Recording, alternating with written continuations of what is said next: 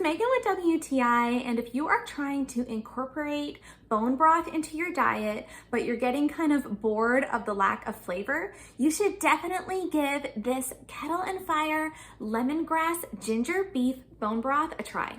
In my opinion, if you are a fan of Thai food, you will probably love the flavor on this bone broth. The vibrancy of the lemongrass and the spicy ginger definitely comes through in such a tasty way. I have really enjoyed this flavor completely on its own without any accompaniment, but I am also a big fan of a soup and sandwich combo. That being said, I find this flavor of bone broth to go so great with my curried tuna sandwich. And it's also great for those days when I am very chilly and I want something hot to warm me up from the inside out. If you are looking to switch up your bone broth game and you want to get some more flavor in there, I would definitely recommend trying this Thai-inspired Kettle and Fire beef bone broth.